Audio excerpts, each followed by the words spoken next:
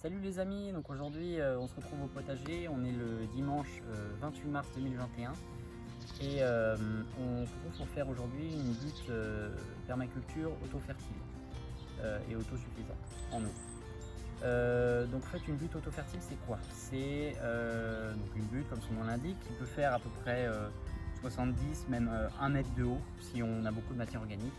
Qui est composé de plein d'éléments carbonés et azotés et qui va être super fertile pour les plantes et autonome en eau pendant les saisons sèches, notamment en été. Et ces buttes auto-fertiles là, pour les faire, il faut pas mal de matière organique. C'est pas juste de la terre qu'on tasse comme ça. Donc en premier, on va mettre au fond de la butte, contre le sol, du bois vermoulu, du bois mort qui a déjà 1 an, donc qui est gorgé en eau, qui s'effrite quand on le prend en main.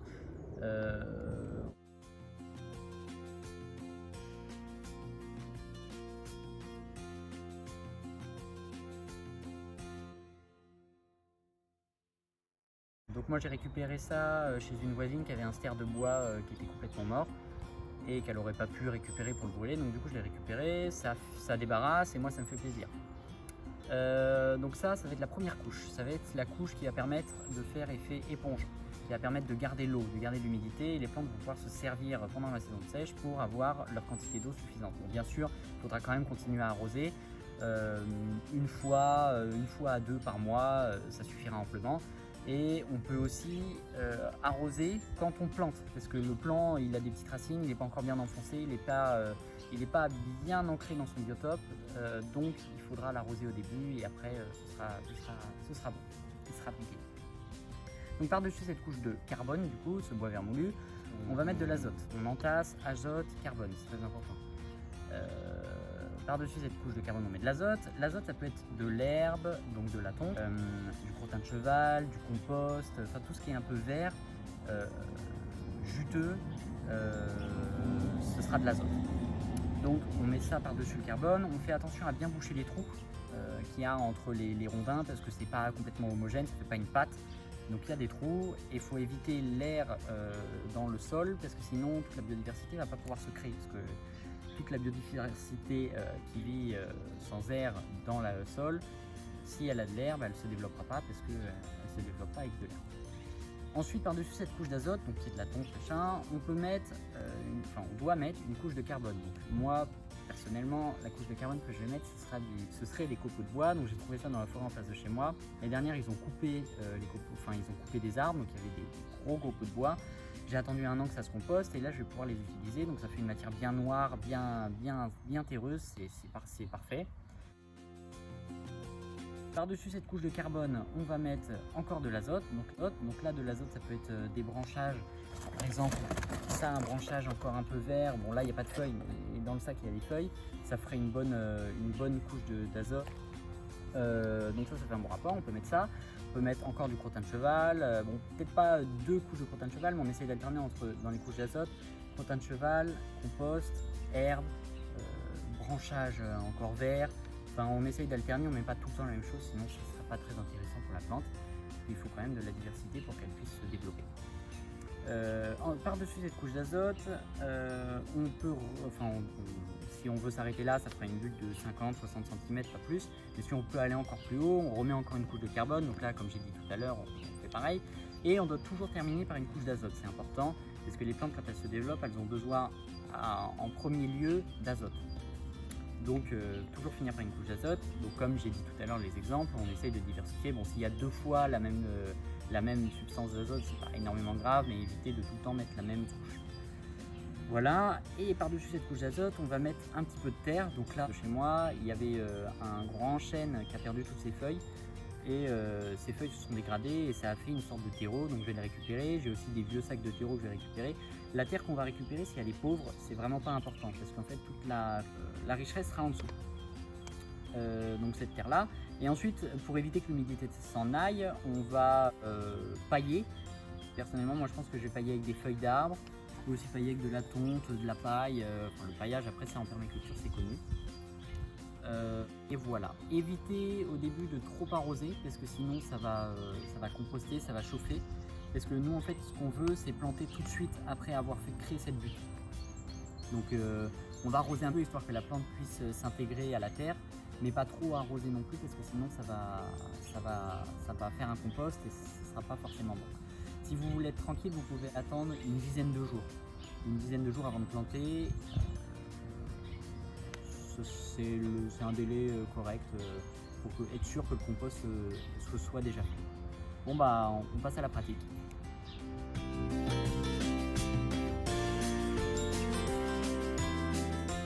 Ouais, comme je l'ai dit tout à l'heure, enfin non je ne l'ai pas dit tout à l'heure d'ailleurs, on met les plus gros morceaux de bois vermoulu qu'on ait en premier pour que ça recouvre le plus de surface possible.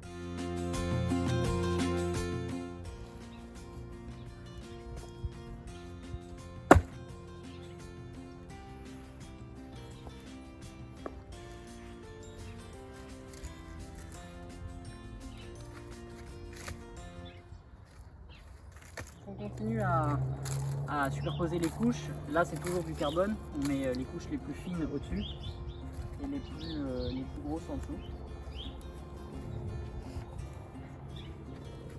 Ça c'est des anciennes branches de lierre que j'ai trouvées accrochées encore au bout de bois. Je les pousse par-dessus. Hop, et voilà.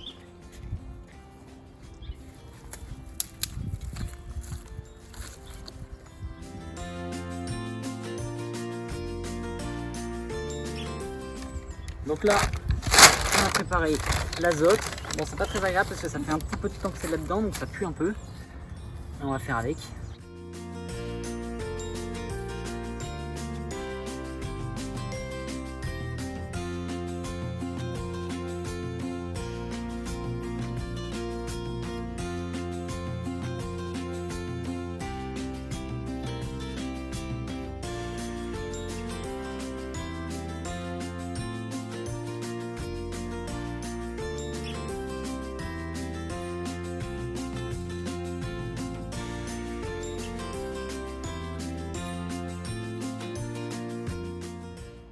Alors, après l'azote, comme j'ai dit tout à l'heure, le carbone.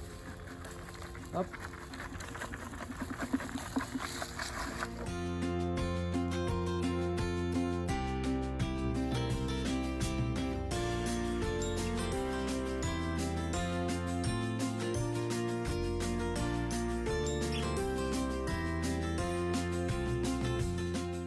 Bon alors du coup, après avoir mis la couche de carbone qui était les copeaux de bois, on a mis de l'azote. L'azote, donc là cette fois-ci on n'a pas mis de l'herbe, enfin de la tonte de pelouse. On a mis du crottin de cheval. Moi j'en ai pas en grosse quantité, mais j'ai assez pour une brouette. Donc une brouette je vais mettre. Là j'ai déjà commencé à mettre, donc la moitié d'une brouette ça fait pile la moitié des... je crois il y a 3 mètres là. Donc une brouette de crottin de cheval ça suffira amplement. Et au niveau des quantités, j'en ai pas parlé. Au niveau des copeaux de bois, et je suis allé chercher 2 brouettes, mais là j'ai mis à peu près une brouette et demie là, pour l'instant. Et au niveau de la pelouse, j'ai mis 2 sacs de déchets verts comme ça là.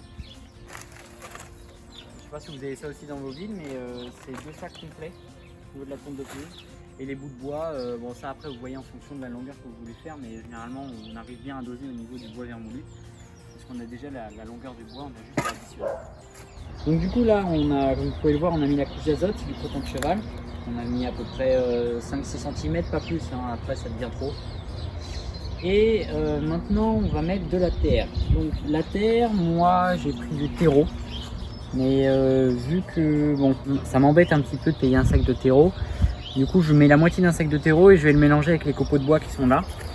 Donc ça va, vu que les copeaux de bois ils sont carrément en décomposition, là on dirait du terreau. Comme ça va gonfler un petit peu et ça va faire un petit peu plus de matière. Donc si on met trop de copeaux, ça fera trop d'oxygène. Donc voilà, sur un demi-sac de terreau de 40 litres celui-là, on met 4-5 pelles.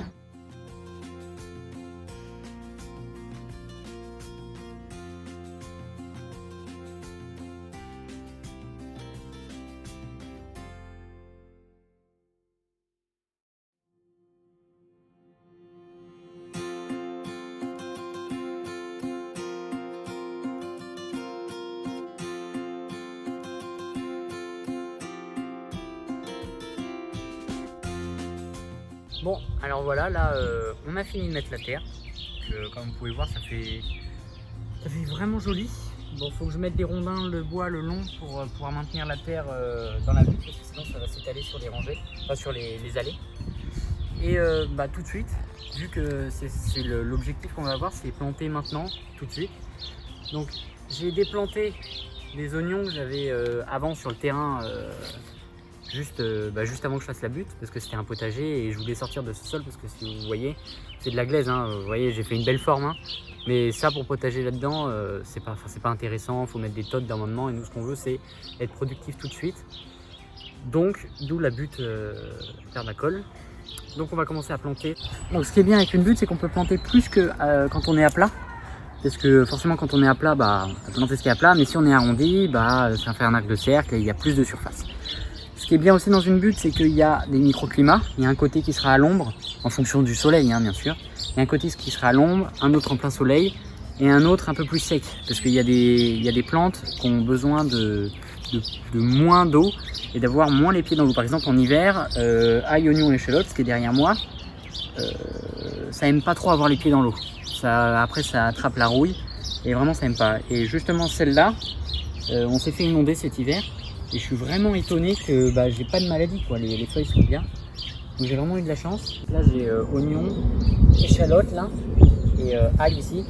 Et j'ai pas de maladie. Bon, les feuilles sont un petit peu jaunes en bout, mais c'est parce que ça manque un peu d'azote. Faut que j'arrose avec un peu d'urine.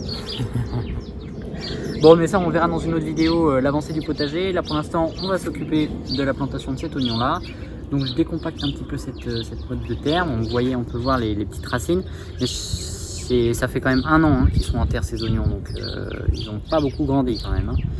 Voilà, hop, donc on va la planter en contrebas là, si tu peux te rapprocher un petit peu. Hop. On fait un petit trou comme ça, bon, c'est du terreau hein, donc forcément c'est super meuble, un petit trou comme ça, et voilà, et là, on a planté quoi. C'est vraiment super simple. C'est génial ce mode de culture, c'est vraiment révolutionnaire. Et on n'a rien créé, c'est la nature qui fait tout ça naturellement en forêt. Donc voilà, je vais continuer à planter.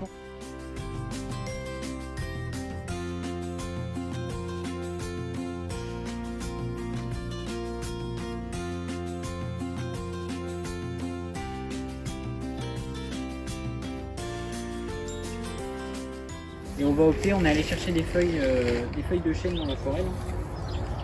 Et on va opter pour des feuilles. Du coup ça va faire une butte forestière.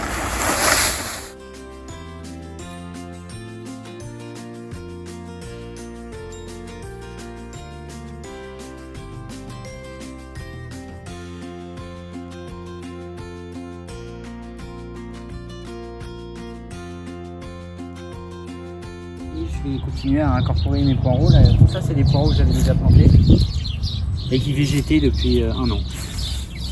Hop, je refais mon petit trou. Je fais un petit trou dans le paillage. Je fais mon petit trou. Je mets la motte. Hop, un peu.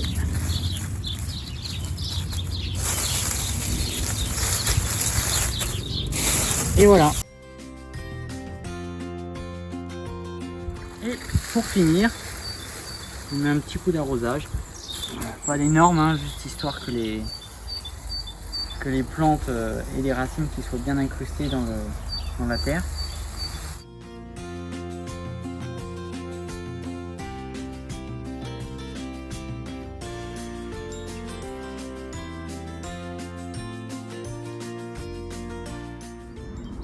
Bon alors, vous l'aurez compris, la butte c'est quelque chose qui est révolutionnaire, mais on n'a vraiment rien inventé, c'est juste des gens qui ont décidé de regarder comment ça se passait dans la forêt. Et en fait, on a juste copié Mère Nature.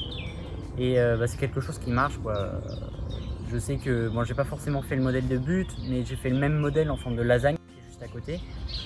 Et ça marche super bien, quoi. C'est impressionnant comme quand on se met à observer et qu'on se met à recopier et à écouter la nature, ça fonctionne, quoi. Donc voilà, j'espère que vous avez aimé cette vidéo. On se retrouvera peut-être prochainement pour une autre vidéo à regarder les avancées dans le potager, ou si j'ai quelque chose d'autre à vous montrer ou à vous expliquer au niveau des plantations. Donc voilà, j'espère que vous avez aimé cette vidéo et puis potagez bien.